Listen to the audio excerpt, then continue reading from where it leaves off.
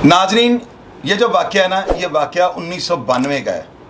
काली पहलवान से ये मैं आपको उसके मुंह से आपको ये बात सुनाता हूँ कि पुलिस के जो महमूद भट्ट थे, जो आज रिटायर हो गए हैं, उन्होंने 1992 में जब काली को पकड़ा है, वहाँ पर भी ये जुए का रफड़ था।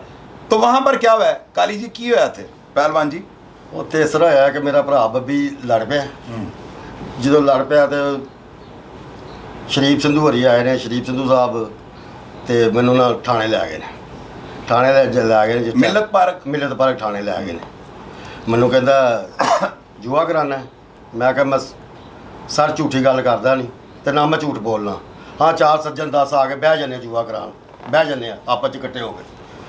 ਕਹਿੰਦਾ ਤੂੰ ਕਹਿਣਾ ਕੀ ਹੈ? ਮੈਂ ਕਿਹਾ ਸਰ ਮੈਂ ਤੁਹਾਨੂੰ ਸੱਚ ਬੋਲਣਾ, ਮੈਂ ਜੋ ਗੱਲ ਹੈ ਮੈਂ ਤੁਹਾਨੂੰ ਸੱਚੀ ਗੱਲ ਦੱਸਣਾ ਪਿਆ। ਇਹਨਾਂ ਨੇ ਮੈਨੂੰ ਸ਼ੁਰੂ ਹੋ ਗਏ ਨੇ तशद्दुद करना। ਸ਼ਰੀਫ ਸੰਧੂ ਸਾਹਿਬ ਨੇ ਫੜ ਲਿਆ, ਬਿਆਨ ਸ਼ੁਰੂ ਹੋ ਗਏ ਨੇ, ਬਿਆਨ ਮਾਰਨੇ। ਓਏ ਤੂੰ ਇਸ ਤਰ੍ਹਾਂ ਕਰਨਾ, ਇਸ ਤਰ੍ਹਾਂ। ਮੈਂ ਕਿਹਾ ਸਰ ਜੂਆ ਹੀ ਕਰਾਉਣਾ, ਝੂਠ ਬੋਲਣਾ ਨਹੀਂ, ਸੱਚੀ ਗੱਲ ਕਰਦੇ ਹਾਂ ਤੇ ਸੱਚ ਬੋਲਣਾ। ਇਹਨਾਂ ਨੇ ਮੈਨੂੰ ਥੱਲੇ ਤਹਿਖਾਨੇ 'ਚ ਲੈ ਗਏ ਨੇ। ਜਦੋਂ ਸ਼ਰੀਫ ਸੰਧੂ ਥੱਲੇ ਜਾ ਕੇ ਮੈਨੂੰ ਟੰਗ ਲਿਆ, ਉੱਧਰੋਂ ਆ ਗਿਆ ਜ਼ਿਲ੍ਹਾ ਬੱਟ ਤੇ ਕੀਮੀ ਭਲਵਾਨ, ਜੇ ਅੱਜ ਵੀ ਜੂੰਦੇ ਜਾਂ ਜਿਹੜੇ ਜੂੰਦੇ ਨੇ ਵੇਖਦੇ ਹੋਣਗੇ ਕਿ ਮੈਂ ਸੱਚੀ ਗੱਲ ਕਰ ਰਿਹਾ। ਸ਼ਰੀਫ ਸੰਧੂ ਸਾਹਿਬ ਵੀ ਜਿੰਦੇ ਨੇ, ਮੈਨੂੰ ਥੱਲੇ ਤਹਿਖਾਨੇ 'ਚ ਲੈ ਗਏ ਨੇ। हाँ जी, अगर शरीफ सिंधु साहब तुसी प्रोग्राम देख रहे हो, सच महमूद भट्ट साहब भी जिंदा ने। लोगों ने लिंक भेजना है। महमूद भट्ट साहब माशाल्लाह जिंदा ने, उमर विरक साहब अल्लाह ताला जिंदगी से तंदुरुस्त। कोई पुलिस ऑफिसर मैसेज कर दे कि शाहिद चौधरी ने गल गलत की है तो भाजी फिर तुसी मैं अज तक जो कीतियां सारियां झूठियां जी। फिर की है पहलवान जी? फिर ਮੈਨੂੰ ਥੱਲੇ ਬੰਨਿਆ ਸੀ, ਡਾਂਗਾ ਮਾਰਨ ਡੇ ਸੀ ਤੇ ਉਧਰੋਂ ਆ ਕਹਿੰਦੇ ਮੁਕਾ ਦਈਏ ਜ਼ਿਲ੍ਹਾ ਬੱਟ ਤੇ ਕੀਮੀ ਭਲਵਾਨ। ਉਹ ਮੈਂ ਕਿਹਾ ਜਾਓ ਯਾਰ, ਜਵਾਨਾਂ ਦੀ ਆਪੇ ਹੀ ਮੁੱਕ ਜਾਂਦੀ ਹੁੰਦੀ ਹੈ। ਹੁਣ ਸ਼ਰੀਫ ਸੰਧੂ ਸਾਹਿਬ ਫਿਰ ਮੈਨੂੰ ਸ਼ੁਰੂ ਹੋਏ ਨੇ। ਇਹਨਾਂ ਥੱਲੇ ਲਾਈ ਇਹ ਕੇਸਟ, ਗਾਣਾ ਚੱਲ ਰਿਹਾ ਥੱਲੇ, ਗਾਣੇ ਨੁਸਰਤ ਫਤਿਹ ਅਲੀ ਦਾ ਕੇਸਟ ਚੱਲ ਰਿਹਾ। ਉਧਰੋਂ ਸ਼ਰੀਫ ਸੰਧੂ ਸਾਹਿਬ ਮੈਨੂੰ ਕੁੱਟਦੇ ਪਏ ਨੇ। ਮੈਂ ਕਿਹਾ ਲਓ ਇਹ ਵਿਗੜ ਗਈ ਹੈ ਥੋੜੇ ਦਿਨਾਂ ਤੋਂ, ਇਹ ਲਾਓ ਨੁਸਰਤ ਫਤਿਹ ਅਲੀ ਦੀ। ਸਾਰੀ ਪੁਲਿਸ ਤਾੜੀਆਂ ਮਾਰ ਲਾ ਵੀ। मैं क्या शरीफ संधू साहब ने नाज़रीन, पुलिस वालों ने वहाँ पे क्लैपिंग की है। ये मुझे कई मिले हैं ना पुलिस वाले, जे झूठ होएगा तो मेरी धौन ला देन। अच्छा, फिर उन्होंने लो जी कुत्ते लैन का फिर बंद करता। उन्होंने दरानी डिप्टी साहब ने बुला लिया। दरानी डिप्टी साहब आए ने, उन्होंने कहा एक दफ़ा कह दे।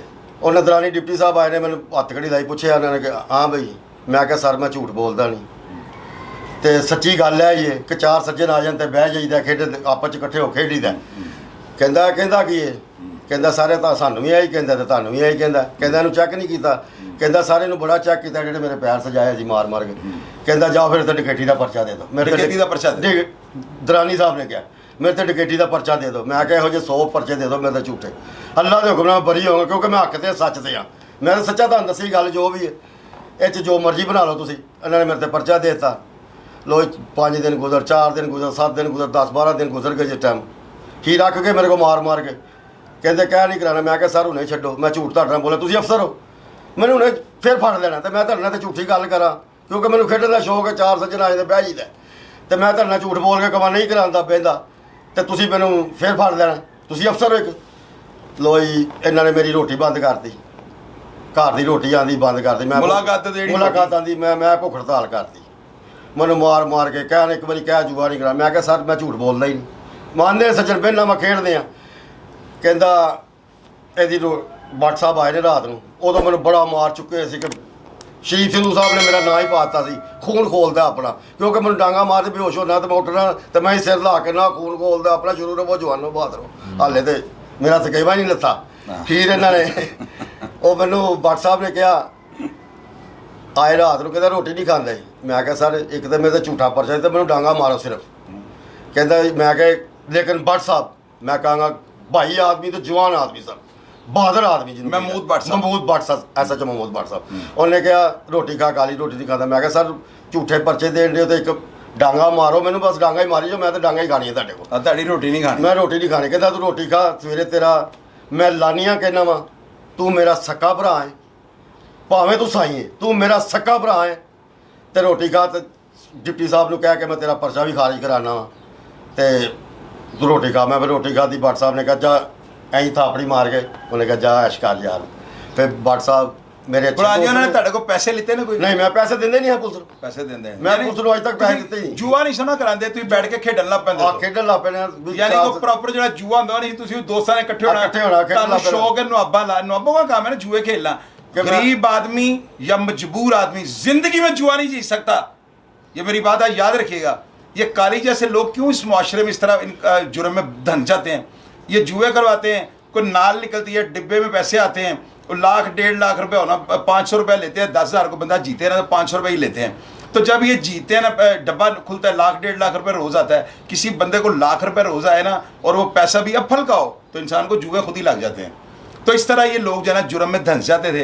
अच्छा अब आप ये देखें, शरीफ सिद्धू ने पैसे ले ना, सच महमूद भट्ट मेरे को, आप ये देखें कि ये इस बात में ना लेसन बेशक कोई नहीं है। ये मैसेज ये है कि जुआ करवाने में जो है ना वो लोग पहले खेलते हैं, बाद में वो जुए की लात में फंस जाते हैं, वो अपने खराजात पूरे करने के लिए जुए करवाने शुरू कर देते हैं। लेकिन आप ये देखें कि ये पुलिस ऑफिसर, एक तरफ तो उस दौर वो ये था कि पुलिस वाले लाशें जो है फाड़ फाड़ के उनके पेट चाक करके उनको दरियाओं में दरिया बुर्द कर देते थे, और दूसरी तरफ एक शख्स जो है वेर जाता था और पुलिस वाले उसको पुलिस से मुकाबला नहीं इसका करते थे। कितनी कितनी बातें ये सुना रहा काली। पुलिस क्यों नहीं मारती थी? क्योंकि जुर्म बताने की खिलाकी गलती थी, और वो पुलिस अफसर चूँकि पैसे भी नहीं देता था तो वो पुलिस अफसर इसे तशद्दुद का निशाना बनाते थे कि ये काम छोड़ जाए। तो ये चूँकि हो ईसाई और ज़िद्दी ना हो, मैं इस बात को कभी भी नहीं मानूंगा। अच्छा नाजरीन, अब आपको एक और लतीफ़ा सुनाता हूँ। काली पहलवान जी वो गल सुनाओ जी, तो पुलिस वाले ट्राली लैके खड़े सन, तो तुसी विस्की पीती थी तो की होया सी इबादत रोड नहीं, इबादत रोड नहीं, ਉਹ ਟਾਊਨਸ਼ਿਪ ਥਾਣਾ ਸੀ ਤੇ ਟਾਊਨਸ਼ਿਪ ਥਾਣਾ ਤੇ ਸਾਰੇ ਪੁਲਿਸ ਵਾਲੇ ਸੁੱਤੇ ਰਹੇ। ਮੈਂ ਕਿਹਾ ਯਾਰ ਇਹ ਡਿਊਟੀ ਕਰਦੇ ਪਏ ਨੇ, ਸੁੱਤੇ ਨੇ ਵੀ ਡਿਊਟੀ ਕਰਨ ਆਪਣੀ। ਮੈਂ ਕਹਿੰਦਾ ਚਲੋ ਸ਼ੁਕਰ ਹੀ ਲਾਣੇ ਆ। ਮੈਂ ਬਈ ਪਿਸਤੌਲ ਕੱਢ ਕੇ ਠਾ ਠਾ ਠਾ ਠਾ ਮੈਂ ਕਿਹਾ जगावा जरा, क्यों सुते रहे? काली की नई नई शादी है, मेरी बहनों की तरह मेरी भाभी साथ है, आइसक्रीम खाने ये गया हुआ है और बस इसको जेन में है कि स्पाई सुते क्यों है।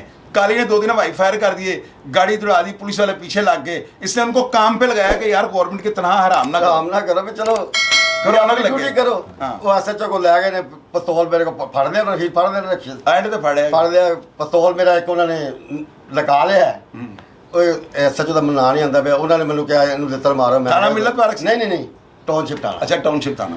खीर उन्होंने फड़ के कहना लित्तर मारो बई। मैं क्या मैंने ना मार, जवान आदमी आ, कहता मार देने। मैं क्या मारना भी तेन खुश होना, तुम खुश होना। नहीं उन्हें नहीं पूछा फायरिंग क्यों की थी। मैं क्या फायरिंग सुते सी सुते थे इन्होंने। मैं क्या ड्यूटी करो अपनी, ड्यूटी करो, तनखा लेंदे हो ते सुते पे जो मर्जी कर जाए। बिल्कुल सही है जो मर्जी कर जाए कोई।